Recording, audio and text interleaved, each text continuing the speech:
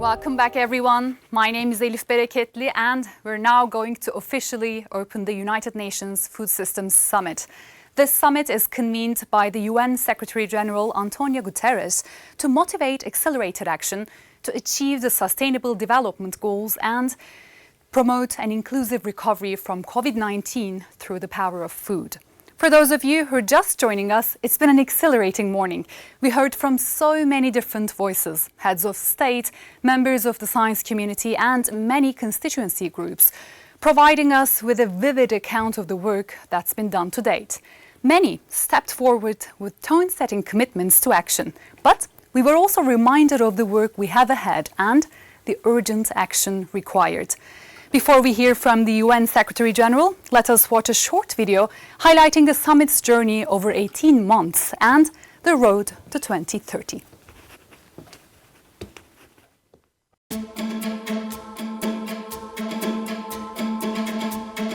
You don't need an invitation. And I think that's the beauty of the Food Systems Summit. To me, the UN Food Systems Summit is the opportunity to help us achieve the SDGs. Connecting, catalyzing, sharing, discovering. It's a people summit and it's a solution summit. This summit seeks to have inclusion of the youth, marginalized people, communities that are not regularly engaged in these types of summits. The summit is really a timely opportunity for us all to refocus to ensure no one is left behind.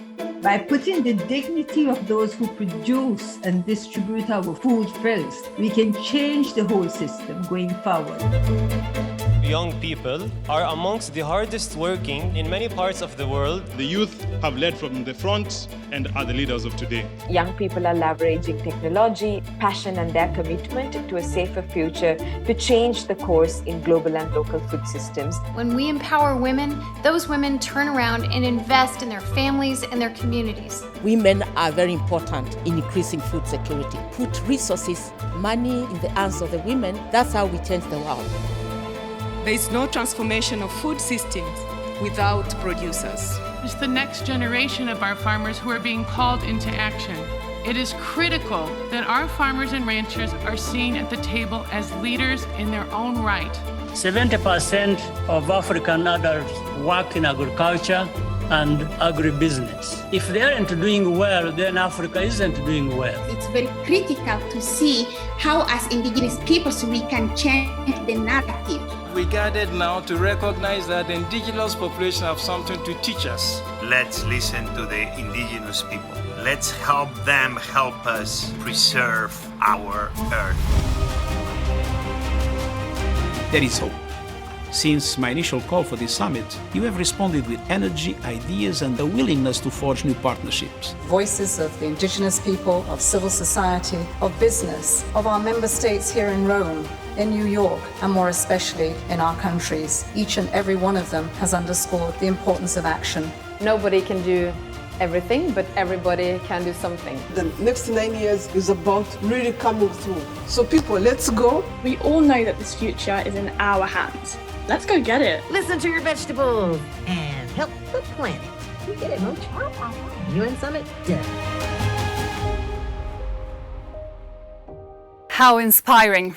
And now it is my distinct honor to invite His Excellency, the United Nations Secretary-General Antonio Guterres, to give his keynote opening address. Your Excellency, the floor is yours. Excellencies, distinguished participants, honored guests. Food is life. But in countries, communities, and households in every corner of the world, this essential need, this human right, is going unfulfilled.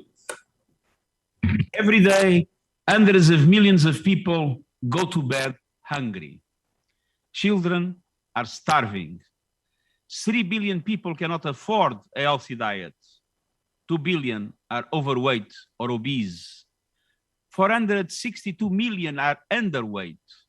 And nearly 1/3 of all food that is produced is lost or wasted. We must build a world where healthy and nutritious food is available and affordable for everyone, everywhere. Yet, we know the challenge before us. It's not new, but the COVID-19 pandemic has made this challenge much greater. It has deepened inequalities, decimated economies, plunged millions into extreme poverty, and raised the specter of famine in a growing number of countries. At the same time, we are waging a war against nature and reaping the bitter harvest. Ruined crops, dwindling incomes, and failing food systems. Food systems also generate 1/3 of all greenhouse gas emissions, and they are responsible for up to 80% of biodiversity loss. At the same time, food systems can and must play a leading role in addressing all of these challenges to realize the Sustainable Development Goals by 2030. We know that well. Over the past 18 months, you have been part of a remarkable global engagement. As the pandemic physically pushed us apart, the preparations for this summit brought us together. Through national dialogues, governments gathered together businesses, communities, and civil society to chart pathways for the future of food systems across 148 countries. Over 100,000 people came together to discuss and debate solutions, many of which are now being shared at this summit. You injected new life into multilateralism. And you are leading the way to food systems that can drive the global recovery in 3 fundamental ways: for people, for the planet, and for prosperity. First, we need food systems that support the health and well-being of all people. Malnutrition, hunger, and famine are not forces of nature. They are the result of the actions or inactions of all of us. As a global community, we need to ramp up emergency food and nutrition systems in areas affected by conflict or climate emergencies. We need to invest in early warning famine prevention systems. And we need to shock-proof all of the systems that contribute to nutrition, from food systems themselves to health, water, and sanitation. Nutritious and diverse diets are often too costly or inaccessible. And this can lead to poor consumer choices or no choice at all. I urge governments and businesses to work together to increase access to healthy diets, including by incentivizing new behaviors. For instance, I'm pleased to see many member states rallying around universal access to nutritious meals in schools. A great example of how social protection can support resilience, food security, and the rights of children and young people. Deuxièmement, nous avons besoin de systèmes alimentaires qui protègent notre planète. Nourrir une population mondiale croissante tout en sauvegardant la planète, c'est possible. Cela demande des modes de consommation et de production durables et des solutions fondées sur la nature. Cela demande une gestion intelligente et viable des ressources naturelles, de l'agriculture jusqu'à la pêche. Et cela demande des pays qui viennent à la COP26 à Glasgow avec des plans audacieux et ciblés pour tenir les engagements pris dans l'accord de Paris. La guerre livrée à notre planète doit cesser et les systèmes alimentaires sont une des clés de la paix. Partout, nous devons renforcer la résilience des systèmes alimentaires locaux face aux chocs externes tels que les conflits, le changement climatique et les pandémies. Troisième et dernier point, nous avons besoin de systèmes qui favorisent la prospérité. Pas seulement la prospérité des entreprises et des actionnaires, mais surtout la prospérité des personnes qui travaillent dans les secteurs agricoles et alimentaires, et ainsi celle des milliards de personnes dans le monde qui dépendent de cette industrie pour leur subsistance.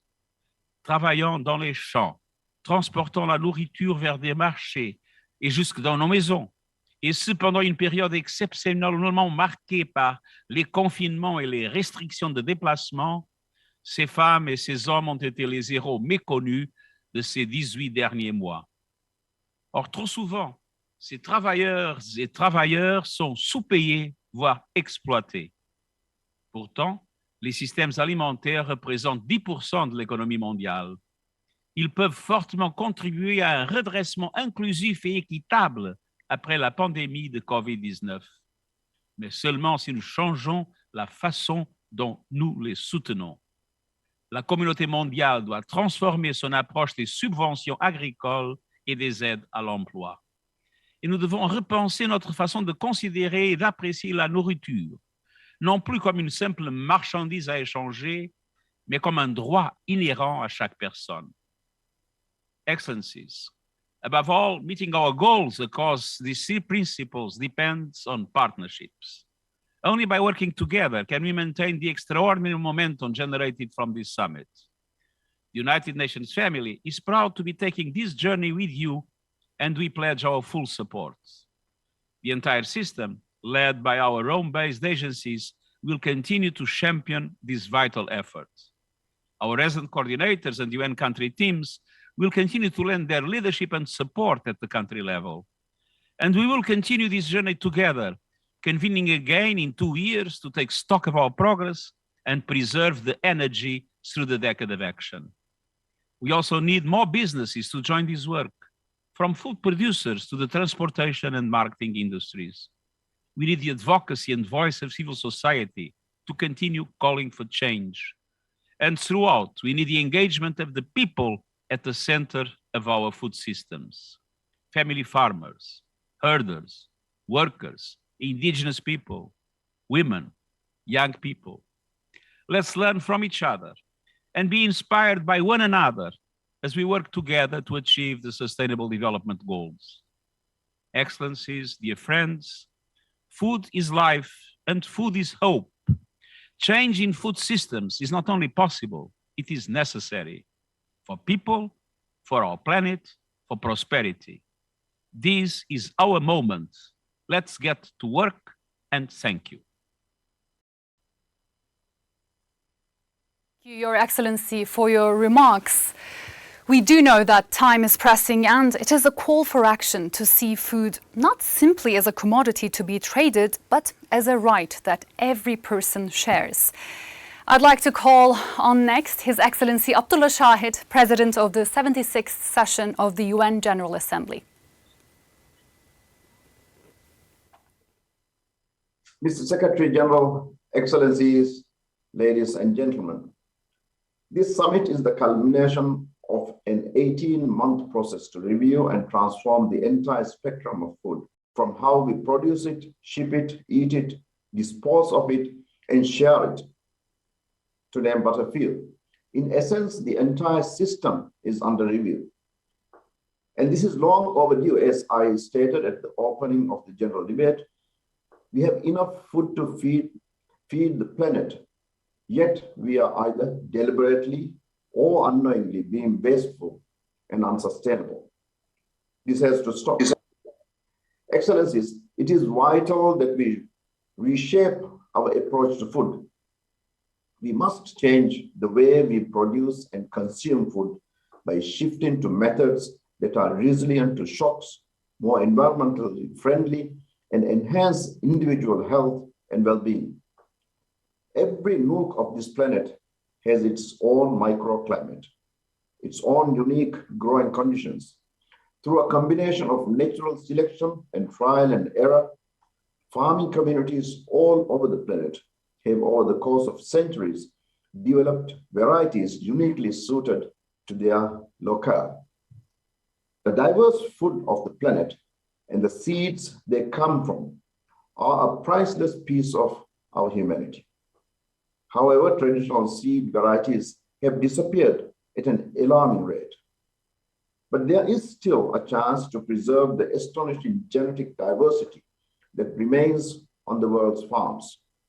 Seed banks are a way to combat this threat. They are an important part of a robust seed system for food security. These seeds contain a treasure trove of useful genes that enhance resistance to disease, provide drought or flood intolerance, and improve yields and nutrition to food a growing global population. We must invest in innovations within the food supply chain that will help conserve natural resources, protect ecosystems, and facilitate global efforts to inaugurate blue economies. And we must be ever mindful of the damage and tragedy of wasted food. It is simply immoral that so much is tossed aside while so many go hungry. Excellencies, As with everything else, from climate to COVID, we must approach this issue in the spirit of multilateralism. Our world has long since passed the point of isolated responses. We are very much in the era of global planetary challenges, and only an equally global response will serve our interests. With upcoming summits on ocean, climate, biodiversity, and desertification, there has never been before an opportune moment to harmonize relationship with nature, including our food systems. As President of the General Assembly, I'm pleased to say that throughout my presidency of HOPE, I will continue to champion each one of these issues during this super session on the environment. Together, we will help raise ambition and call for concrete actions. While the General Assembly may not be able to solve these problems on its own, few bodies or systems can. The entirety of multilateral architecture must pull its weight and do what was designed to do if we are to be successful. There can be no weak links in this chain. I promise we will do our part. Excellencies, while we undertake these efforts, we must also be aware of those who have struggled and who struggle. We must take steps to protect and empower the most vulnerable. LDCs, LLDCs, and SIDS continue to face a myriad of challenges relevant to their sustainable access to food. With the agricultural sectors facing diverse and complex challenges, farmers, especially women, are disadvantaged on many fronts. I call on the international community to honor their commitments as outlined in the 2030 Agenda for Sustainable Development and the Addis Ababa Action Agenda, and to show up means of implementation, including financial support. Further, the issue of debt relief for vulnerable countries has taken on special urgency due to COVID-19 pandemic. Let us do the right thing and give vulnerable countries the financial and resources to cover sustainably, as we all want to do. I would like to say that I fully support the Secretary General's statement of action. Please rest assured that throughout my presidency of HOPE, I will build on the momentum of this summit and leverage the political and moral power of the General Assembly to accelerate the implementation of the outcomes. And I thank you.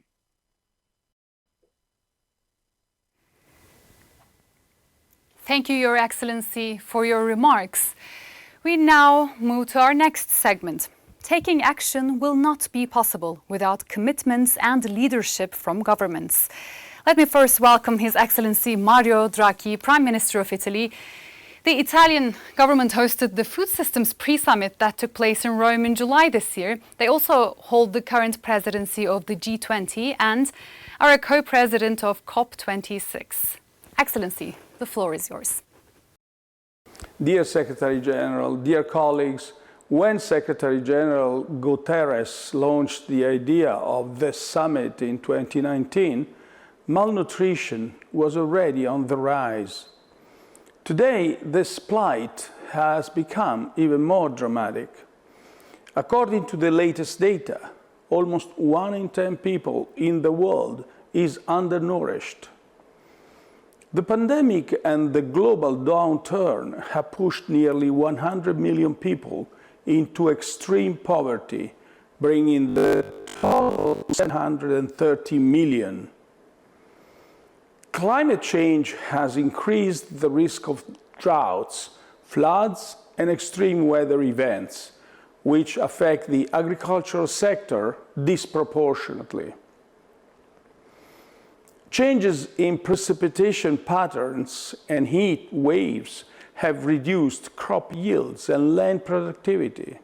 The combined effect of health crisis, economic instability, and climate change has the potential to undermine our collective efforts to fight hunger globally. Italy is fully committed to promoting sustainable and resilient food systems, both at the national level and as G20 presidency. At the G20 ministerial meeting in Matera in June, we signed the Matera Declaration.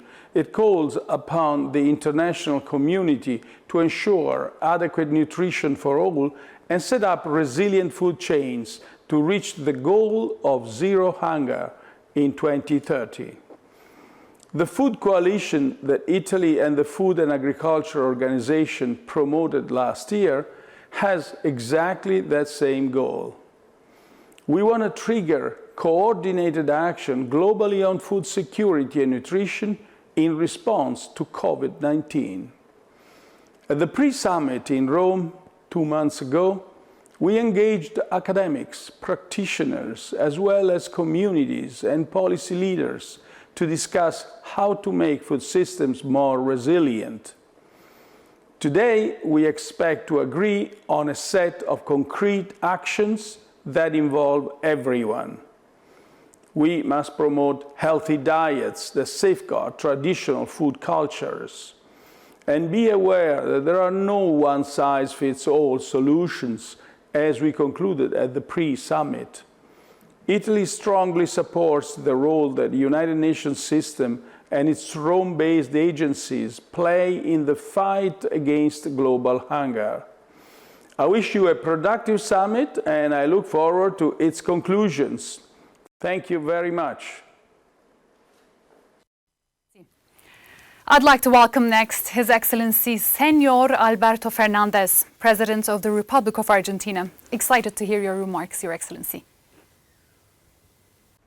Quiero felicitar al secretario general. I wish to congratulate the Secretary General on choosing food systems as the topic for this summit. I believe that the FAO has a substantial role to play in this effort. In Argentina, food systems comprise a variety of actors, including small and medium-sized producers, agricultural cooperatives, family farms, and large production structures. For decades now, we have been developing and adopting technologies that have enabled us to improve the efficiency of food systems. And we do so in keeping with the 3 pillars of sustainable development, the social, economic, and environmental pillars.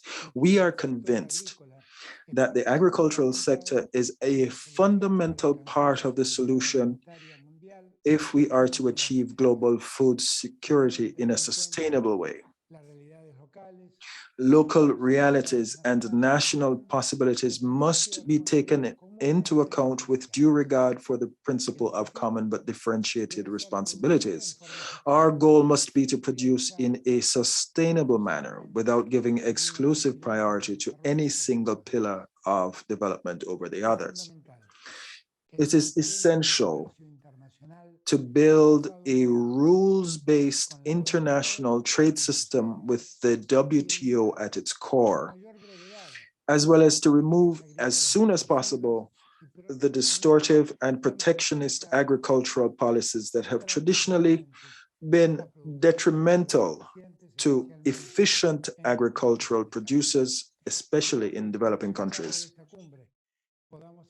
I hope that as a result of this summit, we will grow stronger in our conviction and our actions with a view to attaining the lofty sustainable development goals under the 2030 agenda.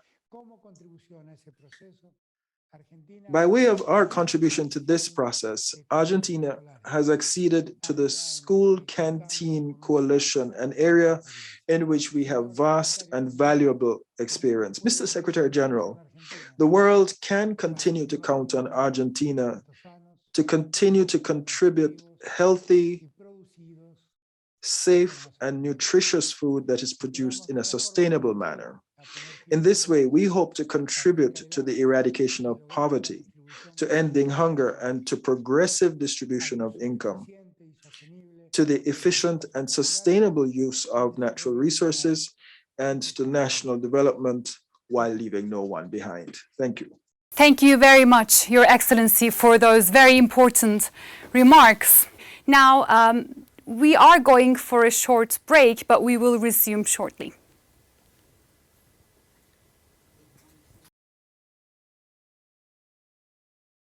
Bismillahirrahmanirrahim.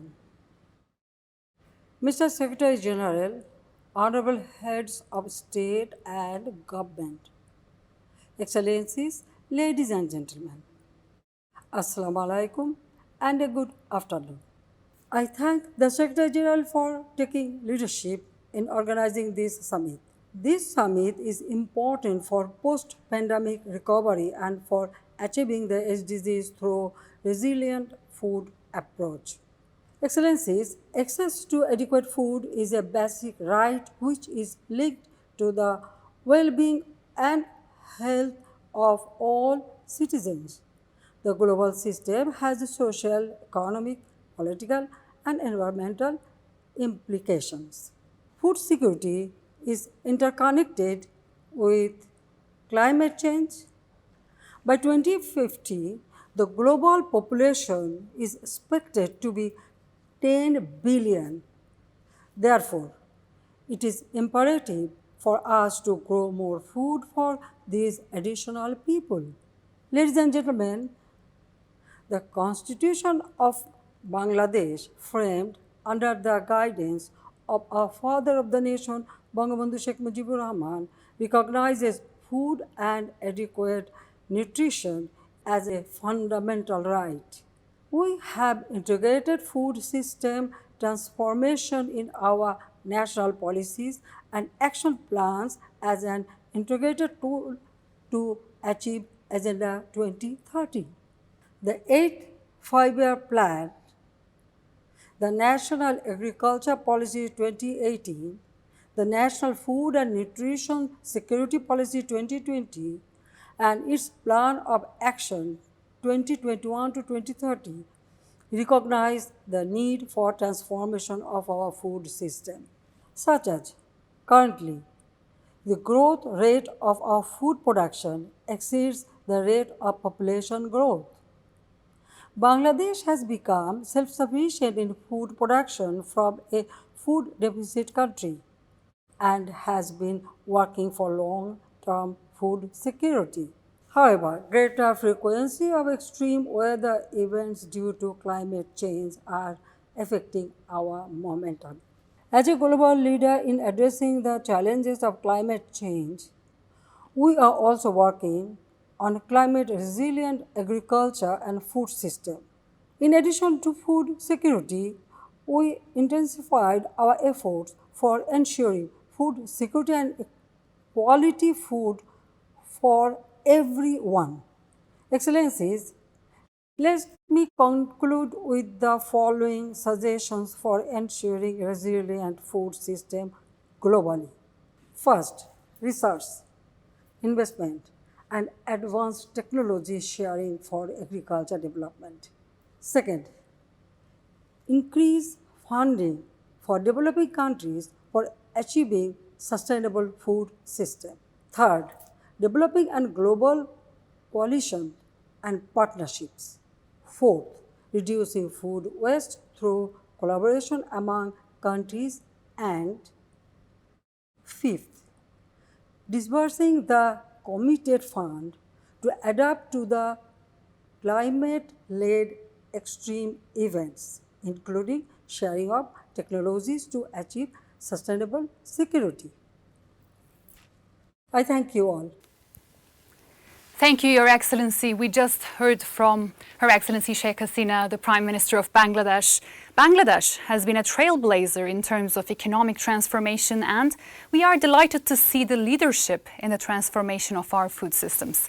Last, but by no means least, I'm honored to call upon Her Excellency Jacinda Ardern, Prime Minister of New Zealand. The floor is yours. Tēnā koutou katoa. It is a pleasure to participate in this important event from Aotearoa, New Zealand. In our increasingly complex and interconnected world, effective international cooperation is critical if we're to achieve our shared global aspirations. To achieve the Sustainable Development Goals, including a world with zero hunger, we must ensure our global food systems are both more sustainable and more inclusive. As a global community, we must take rapid and far-reaching action to combat climate change, while ensuring food security for a growing global population. If we're to address this challenge, we must work together to tackle agricultural emissions. For over a decade, New Zealand has worked together with international partners through the Global Research Alliance on agricultural greenhouse gases to better measure food system emissions and to find new ways of growing more food without growing emissions. New Zealand has also recently joined the US and UAE-led Agricultural Innovation Mission for Climate to further this objective. I invite others to join us in this work and to increase our collective capability to reduce food system emissions. We cannot solve global food security and environmental challenges through isolationism. We must grow food where the environment supports it best and where emissions efficiency is greatest, while minimising the barriers to trade and efficient distribution. This aspiration is undermined by government subsidies for fisheries and agriculture that lead to inefficient production, distorted trade, environmental harm and weakened food security. New Zealand calls on all governments to stop environmentally harmful subsidies, and we encourage constructive global cooperation to progress this aim, including during this year's World Trade Organization Ministerial Conference. To build effective global food systems that deliver for future generations, we must also ensure that they are more inclusive and empower Indigenous knowledge, participation and leadership. To this end, New Zealand is joining the Indigenous Peoples Food Systems Coalition. We're committed to ensuring Indigenous peoples can help lead the way forward. For New Zealand, this means promoting the significant role of Māori in our food sectors and encouraging the growth of Māori agribusiness by removing barriers and empowering Māori leadership. Finally, I would like to acknowledge the significant contribution to global food systems made by our Pacific neighbours through sustainable management of the region's rich fisheries resources and its deep traditional agricultural and fisheries knowledge. New Zealand looks forward to working with you all on our journey towards more sustainable and inclusive food systems. Nō reira, tēnā koutou, tēnā tātou katoa.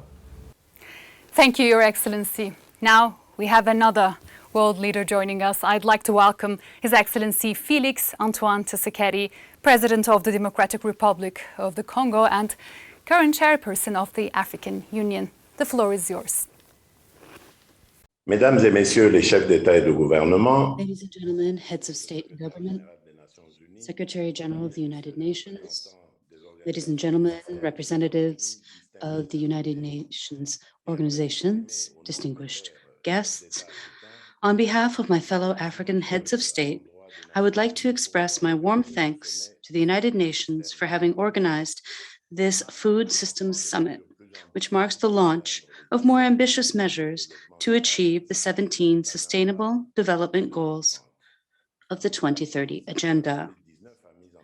The COVID-19 crisis has highlighted the weaknesses of our food systems. It has exacerbated poverty, hunger, and malnutrition in Africa. This underlines the urgent need for political and financial commitments to agriculture as the driver of recovery and growth in order to achieve the commitments made by the African Union in Malabo in the Comprehensive Program for the Development of Agriculture in Africa, the CPDAA, in particular to strengthen the financing of public and private investments in agriculture, to strengthen the resilience of livelihoods and production systems in Africa to shocks and other climate-related risks, to stimulate intra-African trade in agricultural products and services. And as we pointed out during the pre-summit in Rome, Africa is dominated by subsistence and rural-type agriculture, with a young population predominantly made up of women. There's a need to reduce gender inequalities and to promote women's access to productive resources. In the Democratic Republic of Congo, my vision to fight against poverty and inequalities is embodied in the strategy entitled Revenge of the Soil on the Subsoil. Following the recommendations resulting from the dialogues held in my country, I'm committed to strengthening the governance of the agricultural sector. It will be particularly focused on mentoring of family farming and the promotion of diversified local agricultural value chains by relying on research and innovative financing. To stem the harmful effects of hunger and malnutrition on the physical and cognitive growth of children, my country is working on the implementation of school meals by prioritizing their supply from local sources. I am committed to strengthening the management of our strategic reserves to mitigate crises and shocks. I also confirm the DRC's adherence to the Decade of Family Farming, and I invite all member states to join the Alliance on Local Food Supply Chains, resulting from the action track on resilience. I thank you. So, there. We've heard from an extraordinary group of leaders. They're all committed to help us achieve the Sustainable Development Goals and deliver on the 2030 agenda. Well, I have to say what this reminds me also is that we are all leaders in our own right, and we all do bear a responsibility to contribute to improving food systems and helping deliver on Agenda 2030, which is just around the corner. So, it is great to be able to welcome in our final segment a number of leaders from the wider community, all of whom have been working extraordinarily hard to keep things moving, dedicating their lives to the cause. I'm delighted to have with me Dr. Myrna Cunningham-Kane, FSS Advisory Committee member and President FILAC, Mr. Mike Kunga, Food Systems Summit Action Track Vice Chair and Youth Nutrition Advocate, Miss Rima Nanavati, Self-Employed Women's Association, Miss Rachel Kite, Dean of the Fletcher School, Tufts University. I'm going to be asking each of you to make a short 2-minute intervention to share with us what you consider to be your priorities in terms of transforming food systems. Myrna, please give us your thoughts. Thank you, Naxa Alsutralam Kulatara Maikisna.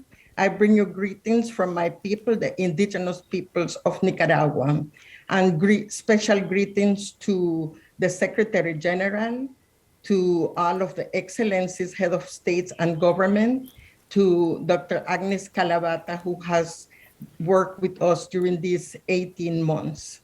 Indigenous peoples have been supporting the summit since the announcement. And we have been part of national dialogues, independent dialogues, and also part of the action tracks and the champion network. We celebrate that human rights is at the center of the SDG and the zero hunger target. And for indigenous people, this means full implementation of our rights as elaborated in the UN Declaration on the Rights of Indigenous Peoples. We have participated in this process to share the values of our food system that are based on the spiritual and kinship-based relationship we have with our lands and territories. Our food systems are sustainable, equitable. They provide nutritious food to hundreds of millions of people. They enhance biological diversity, enrich the topsoil, and are resilient to the impact of climate change. Today, we come to tell you that indigenous food systems truly are game changers. They are everything that you are looking for in this food system summit. And we truly believe that food system transformation cannot happen without indigenous people's food system. We are knowledge holders who can play a pivotal role in moving forward towards more nutritious, sustainable, and equitable food system.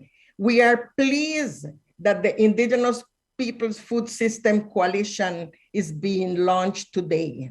This coalition will ensure understanding, respect, recognition, inclusion, and protection of our food system in the post-summit process. And the coalition will be a space to continue intercultural dialogues that will help to transform the global food system and will focus on supporting the efforts of indigenous peoples to contribute to achieving the SDGs, including reaching zero hunger. We are ready and willing to work with states, the United Nations, the private sectors, and all stakeholders that are willing to work with us in good faith to build healthy, sustainable, and equitable food systems. And we invite all of you to join the Indigenous Peoples Food System Coalition. We are committed to play a meaningful role in the follow-up and monitoring of the summit outcomes with the participation of governments, other stakeholders, and the UN Rome-based agencies. We thank you. And now, I want to turn to Mike. Mike, where do you see the priorities? Thanks so much. And it's an honor for me to participate. My name is Mike Kunga from Malawi. I see the priorities focusing on youth. And let me begin by saying that over the past 18 months, young people have deeply engaged in the food system as co-leaders and participants. We have shared our voices, sharing our concerns, and most ultimately, the solutions. And at the beginning of the process, youth were even given the platform and invited to engage either as vice chairs for action tracks, and I'm the vice chair for action track 5, or either as youth food system champions and heroes. And we took this opportunity very, very seriously and have used in a different way to engage our fellow youth through the global, regional, and national dialogues. And we have also had the online youth consultation just to bring youth thoughts around action areas of the food systems. Most importantly, and most paramount, we do have a global youth-led movement, Act for Food, Act for Change. And I'm proud to mention right here that the pledge Act for Food has reached out to more than 100,000 people who have signed the pledge. And the Actions for Food, Action for Change, more than 50,000 youth have signed or they've voted for the Action for Change. This means that we need to be heard and right now. Actually, we're not the leaders of tomorrow, we are leading today. You have heard our commitments and our declaration earlier mentioned. And these came about through various consultations around with young people. Right now and moving forward, what we're asking is business, member states, and UN agencies to support us as we come together, young people, to work on these priorities urgently and collectively. And we also ask to be engaged in national and local level, where decisions are made and implementations is made. And let me emphasize right here that not just engagement, and we should not be taken as puppets during the agendas or during the project. We are asking to deeply engage in the real policy, planning, and most ultimately, action. Because we have seen that the decisions that were taken yesterday are affecting us right now. And the decisions that we will take right now are going to affect us in the future generation. More damage has been made, and we can't afford anymore. We ask, as you move out of the summit doors, to really implement these bold commitments that you have highlighted. And most importantly, work with young people in your local countries, local networks, and make sure that their voices are heard. Let me emphasize here that as young people, we are ultimately ready, and we are ready to take the responsibility. But we also ask you to honor the commitments and never get diverted from any of the real work. Thanks so much. Thank you, Mike, for your interventions and for keeping to time. Next, I'd like to call upon Rima Nanavati, who is doing a lot around gender issues. Namaste. Good morning, Excellencies, sisters, brothers, and workers all present in this session. I would like to thank the Secretariat of the Food System Summit for inviting me to this prestigious session and giving me an opportunity to speak and represent the millions of women workers engaged in the food system in the Global South.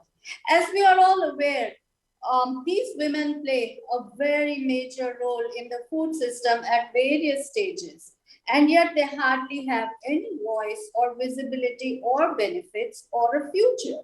Majority of them are unregistered, informal workers, leaving them outside the purview of social protection and secured income. They are the poorest of the poor. Their tools are old and worn out. Their skills are outdated or rudimentary, and they hardly have any information about or access to markets. Therefore, when we are talking about truly just and equitable food systems, there is a need to adopt a human-centered approach. May I say, a woman worker-centered approach, one that puts their interest in the food systems at the heart. The current pandemic and the accompanying economic slowdown has made these women and the informal workers in the food systems far more vulnerable. But it has also created an opportunity to rebuild our food systems so that the interest of the workers, among them the most vulnerable, is at the heart of corporate decision-making and public policies. The UN Food System Summit has succeeded in elevating the importance of food system transformation around the world. To conclude, there is no future of food system, global or local, without the leadership of women workers, supported by lifelong skilling, sustained investments in building institutions of workers, such as cooperatives or worker-owned companies. Transformation into food system economics of profit and prosperity needs to be changed to food system economics of nurturance and well-being. Bring dignity and self-respect to all workers, especially women workers in the food system. I would end by a message from all our sisters at SEWA, which always say, we shall overcome. We shall overcome, we shall overcome someday. Thank you, and let us all join together to overcome hunger and starvation. Thank you. Thank you, Rima, for lifting the spirit up. Lastly, I'd like to ask Rachel Kite to speak to the transitions we need to come through on our goals for people, planet, and prosperity. Rachel, please. Thank you very much for the kind invitation. We know from other systems that are in the process of transition that to be successful, at the very heart, we have to value what we want more of, and we have to consistently use all policy levers and disincentives and ban that which we want less of. In the spirit, then we use the public and private sector together with civil society and workers, we can achieve speed and scale. In the food systems transformation, we will therefore have to align policy and finance behind what it will take to provide that healthy, affordable, sustainably produced diet for everyone. To support this, then, we have to focus, I think, on three priorities that come clearly out of the summit. Shared understanding that today's food system fails both the planet and people today, but can be improved for the future. First, stop waste. Excellent work by the World Bank and others has laid out a diagnosis of food loss and waste, with many of the solutions, many of those to hand. It's time to prioritize this work. We must also stop wasting the available financial resources we have and redirect subsidies that neither protect those on low incomes, nor natural resources, nor farmers and producers in the long run. We are in transition. Second, make healthy diets affordable. Today's poverty lines, which drive international assistance and support within the international economic system, do not reflect the cost of access to a healthy diet. Support to accessing a healthy diet, as well as access to clean energy, should be bundled as part of social safety nets. It's at the very heart of inclusion and resilience. Thirdly, we must support those who we depend upon to produce the food for our healthy diet and to steward natural resources at the same time. We will need to speed global insurance and support schemes for the world's farmers, both rural farmers and the new urban farmers, so that they are rewarded for producing what we need more of sustainably. The process towards this People's Summit has brought different constituencies together in unprecedented diversity and number. I see it in the extraordinary multidisciplinary talent at Tufts University working on the future of food. Now, with many diagnoses at hand, policy recipes at hand, we need to shift emphasis and pivot to support countries working collaboratively and putting a political priority on a just food systems transformation. Thank you, Rachel, for your interventions, and thank you all for keeping to time. Thank you all for watching and for being part of our opening program. So much has been said, so it is hard for me to summarize it all, but maybe I will repeat one sentence from His Excellency Antonio Guterres that hit a chord with me. Malnutrition, hunger and famine are not forces of nature. They are the result of the actions or inactions of all of us. Thank you, Mr. Guterres, for demonstrating courageous leadership and for challenging all of us. It's been an honor to moderate this particular session. I'm Elif Bereketli, and you have been watching the official opening of the UN Food Systems Summit live with the Secretary General in New York. We will be having a short break and we will resume in approximately 30 minutes at 1 p.m. New York time. But before that, let's watch a short video pointing ahead to the session later today on carrying forward the vision. Thank you all for watching.